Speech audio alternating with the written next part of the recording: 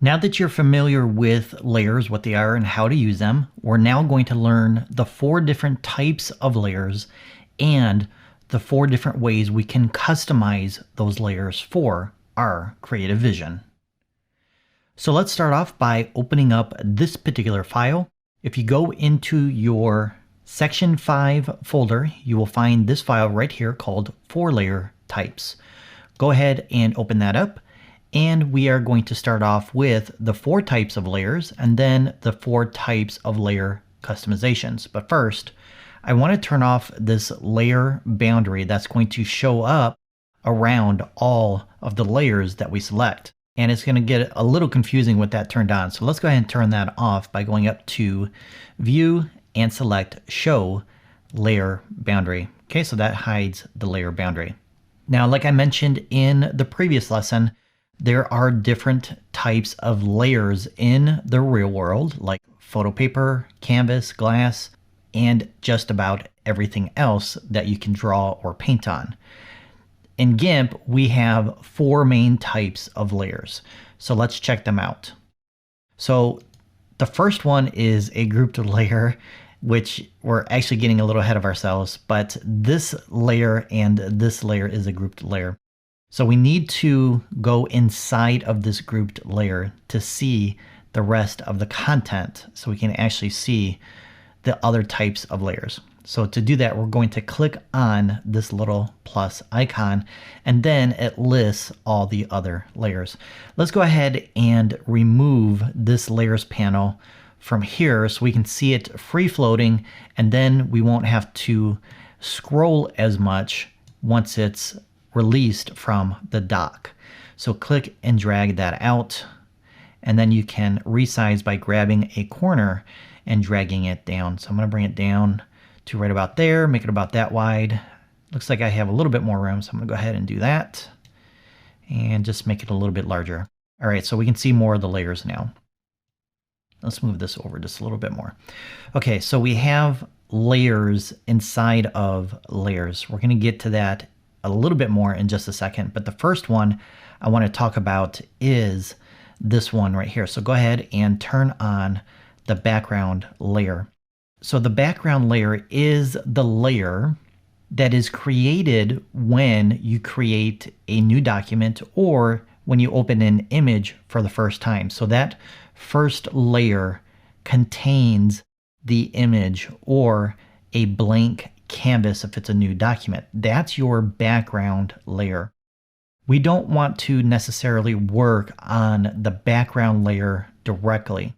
So what I like to do is I like to lock that layer so that I don't make adjustments or edits to it directly. Instead, I want to create new layers above it so I can work on the content that I need to create or to retouch in those new layers. So in GIMP itself, we don't necessarily have a dedicated background layer like we do in Photoshop. And I only bring this up because I do have a lot of students that are coming from Photoshop and working in GIMP, and they're familiar with the background layer. Yes?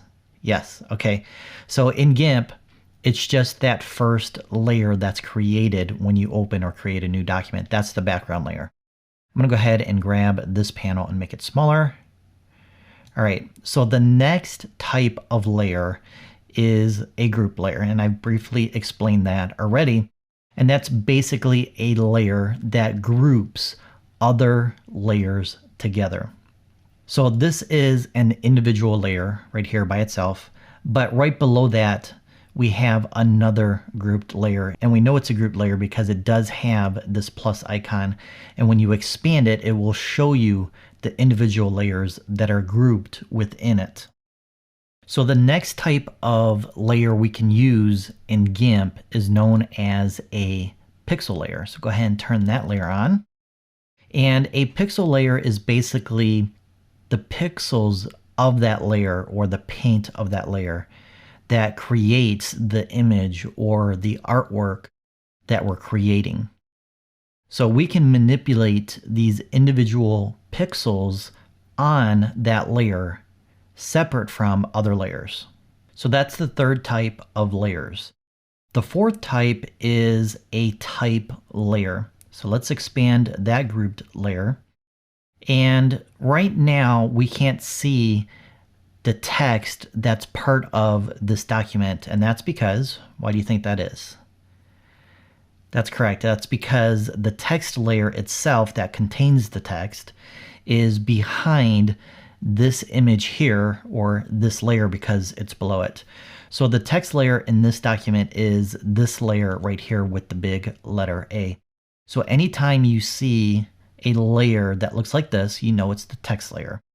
So let's click and grab this layer and bring it above the pixel layer to see the layer. Okay, so it says this is a type layer. So we can grab our text tool by coming over here and grabbing the letter A. And then we can click right here to begin adjusting and editing that type, changing the colors, the font size, etc. Now, if we try and do that down here by clicking in this area, because it does look like type, it doesn't allow us to edit that content. And that's because, let's drill down into this layer here. We have the type, and it doesn't have that icon of the letter A here, even though it does look like type. It's actually, what is it? That's right, it's a pixel layer. So I did type this out with the text tool and I converted it to a pixel layer. So we can edit this particular layer with the text tool because it's been converted. All right, let's collapse this grouped layer by clicking on this minus icon. And then we're going to come up here and collapse that grouped layer and turn it off. All right, so now let's take a look at the 4 different ways we can customize our layers. So in the real world, you can adjust your layers by drawing directly on them. Or if you're painting on glass, you can adjust the amount of paint and the opacity of that paint based on how much paint you put in a certain location. Now in the digital world, we can kind of do the same thing. But first, let's take a look at layer styles. So a layer style is something that you can apply to a specific layer that will create a special type of effect. So we could add a stroke or a drop shadow to a layer, and that's known as a layer effect. Now real quick, let me show you what a layer style effect looks like. Let's go inside our layer styles grouped layer and turn on the drop shadow. And I'm going to show you how to apply a layer effect in an upcoming lesson in this section. And that's because we have to adjust the layer boundaries of our layer in order to see the layer effects. So we're going to do that in the layer boundaries lesson. So for now, let's go ahead and take a look at the next type of customization, which is known as a layer mask. So a layer mask will allow you to precisely control where you apply your edits on the image or the document that you're working on. All right, I want to show you how this works real quick because this is a pretty cool and awesome tool in GIMP for helping us precisely control our edits. So first, let's go up to our layer styles grouped layer, expand it, and we're going to turn off this pixel layer here because we have another one inside of here. So go ahead and expand this one, select this layers mask layer. We're going to duplicate it by clicking on this icon, then double click and call it black and white. All right, we're going to do an edit on this layer. We're going to convert it to a black and white layer. So we're going to go up to colors. We're going to select hue and saturation. Then we're going to grab this saturation slider, drag it all the way to the left so it says -100. That converts it to black and white, and click OK. Now we're going to add a layer mask to precisely control this specific edit. And then we're going to come down here and click on this little icon here. Kind of looks like a little scary clown. Just go ahead and click on that. Leave everything set to the default, so make sure white is selected. We're going to go into more detail about this later on, and then just click add. Now take a look at the layer itself. So we have a thumbnail image of that pixel layer, and then we have a layer mask to the right of it, which is a white rectangle, which is the same size and shape as our pixel layer. So we're going to paint on our layer mask to remove the black and white edit adjustment in specific locations. So we're going to grab our paintbrush tool. So go ahead and click on that icon. Make sure you have black set to the foreground. If not, just click here and select black and click OK. Or just click on these little icons right here.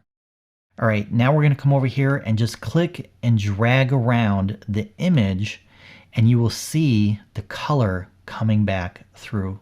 How cool is that? So layer masks allow you to precisely control your edits exactly based on your creative vision. All right, I'm going to go ahead and turn that layer off and close that layer group. Our next form of customizing layers is blending modes. So blending modes allow you to take one layer and blend it in with the layer below. So let's expand this grouped layer, and I'm going to scroll down here so we can see. We have a image or a pixel layer here. Actually, we need to go back up here and turn off this pixel layer as well. So we have our black and white pixel layer, and we have a layer above it that is turned off. It's a solid orange color. When we turn it on, the layer below it disappears, of course, because it's above that specific layer and it's a solid color. But when we apply a blending mode, it will blend in with that layer below. So let's take a look at how this works. Make sure you have your blending mode layer selected. Come up here where it says mode, click on it, scroll down and select soft light. Now watch what happens. Boom, it's blending in with the layer below, creating a sepia tone effect. So the blending modes, I like to refer to them as creative modes. There's tons and tons of options when it comes to blending modes and fulfilling our creative vision. We're going to go over blending modes in great detail in the blending mode section. I just wanted to give you a little taste of that right now.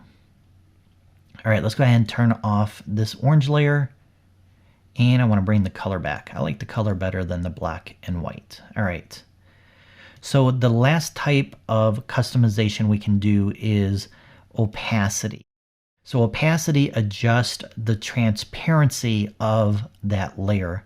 So the lower the opacity, the more transparent that layer becomes.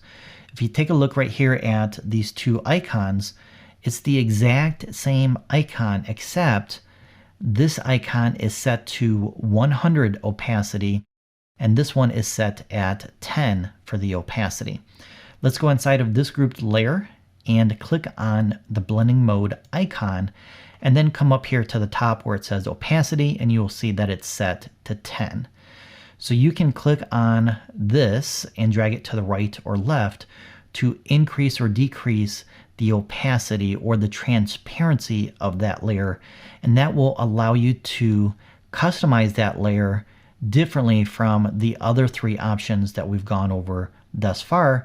And I like to use this a lot when I'm retouching, because when I apply some retouching and I remove a blemish or something, it may look a little unnatural, and I may take that layer that I retouched on and lower the opacity just to kind of make it look a little bit more natural and blend it in a little bit more, as well as when I'm applying other types of effects or edits to a specific layer, like reducing the saturation of a layer. I can drop the opacity to tone it down a little bit more, or maybe I added more saturation, but I added too much. I can lower that opacity to tone it down a little bit. So those are some quick tips on customizing our layers and the 4 different types of layers that we can use in GIMP. All right, so now that we've gone over the 4 types and the customizations, in the next lesson, I want to share with you some more information about my favorite type of layer customization, and that is layer masks. So I just want to share some more information about how we can use layer masks to precisely control our edits so you have a better feel for how to use them, so you can start using them in your artwork right now versus waiting later on in the course when we go into more detail and more projects where we're going to do more editing. So if you're ready to learn about layer masks and precisely controlling your edits, let's go ahead and get started in the next lesson.